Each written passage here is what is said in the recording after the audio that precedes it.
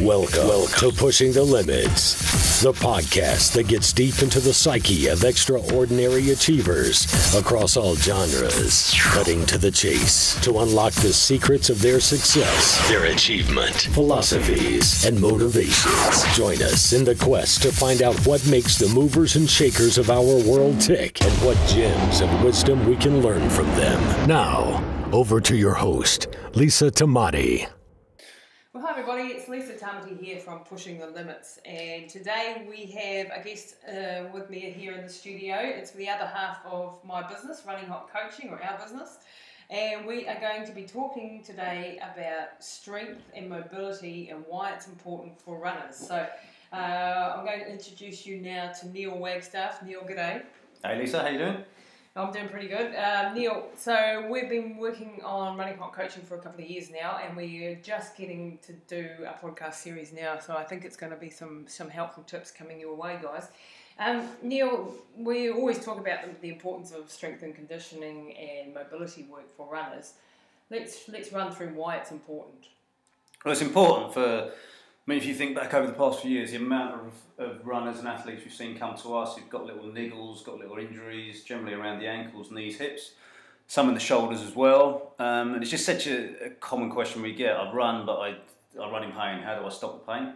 And the way you're going to stop the pain, which some runners don't like hearing, is regular mobility. So, as you know, we recommend that people commit in ideally 10 minutes a day, at least 5 minutes and ideally 10 minutes a day to their mobility. And that can be involving the balls, the foam rollers, stretching and general joint mobilisation. And what people are going to see if they stay consistent with doing that on a daily basis, then they're going to start to see results. The niggles are going to go, the injuries are going to go, and they're going to reduce those. The trouble we have, and a lot of people I think who are listening to this will have, is applying the discipline to doing it. And yeah, you know that the regularity, that consistency is the hard part. We find with working with runners is that they all just want to collect kilometres mostly, and we have a hard job convincing them that strength work is really important and mobility work is really important. So let's go over a few of the tools that we have in our toolkit kit for mobility works. Let's start off with the foam roller and the types of exercises that we can do with that. So with the foam roller is great for breaking down the soft tissue and where you get the build up of tight muscles. So those of you listening, I'm sure, if I ask the question now, have you ever had a pain around any of the joints in your body or a tightness around any of the muscles? My guess is most of you are sitting nodding at the moment and will say, yeah, you have had some sort of niggle or a tight muscle. So the great thing with the foam roller is it starts to break down that soft tissue. So if you imagine at home that the knot in your muscle is like a bird's nest, and there's a build-up of collagen fibres. Now what you're going to do with that foam roller, and the great thing about it is you can apply pressure to that knot, and over a period of time, somewhere between 30 seconds and 2 minutes, you're going to find that collagen will start to break down, and you'll end up in a position where the muscle actually relaxes, the soft tissue relaxes, and you get better movement through the joint. So it helps sort of line up the tissues in the muscles and get rid of those knots. And why is that important, like for the kinetic chain, for example? Why is it important that when I've got a sore IT band that I release that pressure, that built up? I mean, IT is a typical problem area. The IT band that runs down the outside of the thigh, it causes a lot of problems with runner's knee, for example. Why is that? What is the kinetic chain?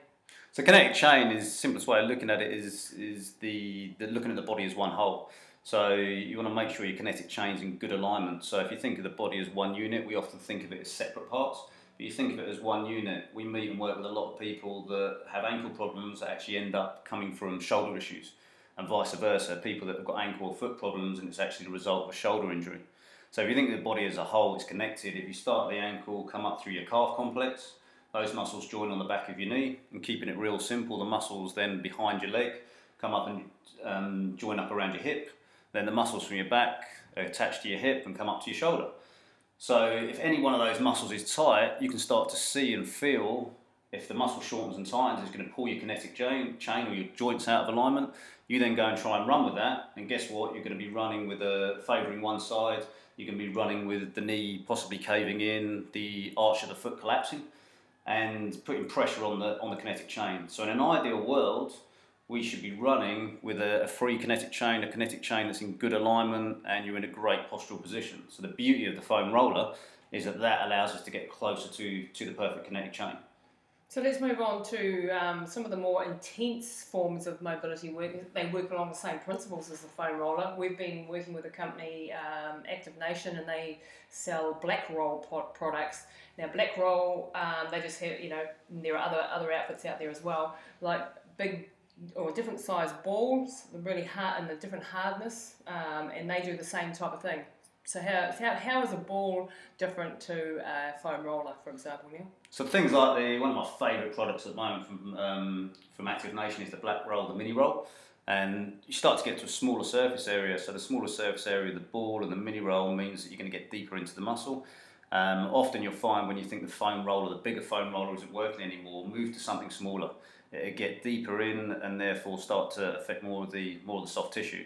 So we recommend everyone they start with the bigger rollers and then get smaller as they go. So a lot of people have issues around the hip, particularly with muscles like the TFL being tight. Getting in there with a ball or getting in there with a mini roll has some real good results.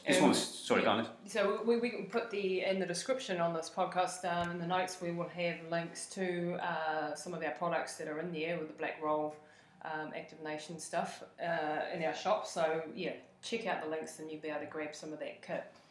Key thing with the foam rolling as well, most runners that we've worked with, and Lisa and I are talking from experience here, we stress that to everyone we speak to, this hasn't come naturally to us, it's a journey we've gone on, and we remember the days when we used to get on a roller and it used to make our eyes water. So the other reason that people don't like doing this sort of work is initially in that first sort of 30 days or so it can be quite painful and quite uncomfortable. So you want to imagine a scale of 1 to 10, guys and girls at home. 1 is that you're not feeling anything at all. 10 is that get this thing off me. It's not comfortable, it's making me want to cry. So you want to imagine when you're using the roller that anything above a 6 you want to spend some time doing some work on. But you can set yourself up in a central position so there's not so much weight going through the roller. You're carrying some of the weight yourself and you can work the tissue sensibly and safely. So never going up to a 9 or a 10? Nah, never going up to a 9 or 10, and there's always a way to reduce the intensity, and you want to make sure that those areas that you've got real sensitivity, you're spending more time working on. Human nature is, though, that we want to avoid those areas because it's not comfortable. But they're the ones that need it. They're the ones that need the work. They're the ones, and I always like to bring it back to your personal goals, and don't think of it as getting more mobile. Think of it as the second half of a half marathon, or the second half of a marathon, or the back end of an ultra. That's where it's going to pay off. So don't think of it, I'm getting more mobile. Think about I'm improving my ability to run the distance I want to run. Running technique, it definitely improves your running technique. If you've got soreness, you're not going to run freely, you're not going to have full range of movement in your joints. Would that be right, Neil? Yeah, 100% correct. A lot of us these days as well, I mean, you and I sitting here at the moment, Lisa, we're sat in triple flexion with bent at the hips, bent at the knees, we've got our feet up on our toes. So people are spending a lot of time these days doing that. So they're getting home from work, having spent their day sat at their desk, rounded through the shoulders, and then getting straight out of the car, lacing up their shoes and going for a run. We can't stress enough, you've got to spend some time reopening your body. So there should be a good warm-up, a mobility warm-up before you go and run that opens the hips, mobilises the ankles, retracts the shoulders, brings the shoulders back and down. So you're in a position where you go running that you're now open. And you're not sitting, like some people you see them get out of the car and they lace the shooters and take off and they're still in the sitting position when they're running. Yeah, you've got to open up that, engage the core especially, and open up those hip flexors or those, that get really, really tight. And another thing is overpronation and the forward or supination. How is that affected from the knees? Again, like if you think of as we were talking earlier with the kinetic chain, if you ever look at someone's collapsed through the arch, so their arch is collapsed, the foot's now falling inwards, and you'll be able to see this if you take your shoes off now at home and want to stand up. If you stand normally, and you can see your arch is collapsing, as your arch collapses, have a look at your knee. Your knee will naturally cave in. If you then have a look at your hip, chances are your hip's starting to internally rotate. And work your way up the kinetic chain. If your hip's doing that, the chances are your shoulder's now been pulled in as well. So thinking about the body as one is if your foot's in that position before you even start running, once you start running, it's going to stay in that position. And you'll find that that's where you're going to get knee pain. Lisa mentioned earlier about pain through the IT band, which will put pressure on the knee as well. all of those things can be worked on, can be fixed. So that if you're, another nice way to look at it, if you're running on a weak foundation, then the results aren't going to be as great. Injury. Yeah, and the results are going to be, you're going to be in an injury cycle that you get a niggle, you get a twinge. If you don't do something about it, you're going to keep getting the same results. Yeah. So especially, this is like really, really important. I mean, you get away with a lot in your 20s, but as we're no longer anywhere near our 20s. I like to think I am. Yeah, we pretend we are, but we're actually not. So, and when you're in your 30s, your 40s, and your 50s, 60s, you need to spend more and more time on the mobility part of the workouts as well. Running and doing even ultra marathons isn't just about collecting kilometres as far as training goes, and that's something we really have a hard time getting across. I think ironic, we've had some great results with a lot of runners by not running more, as Lisa said, and collecting the Ks, but running less. So running less, you've still got the same amount of training time. So if you look at a training plan, the training hours are still identical to what a big running week would be, but some of that time is now just split up into strength work, mobility work, and running and technique work.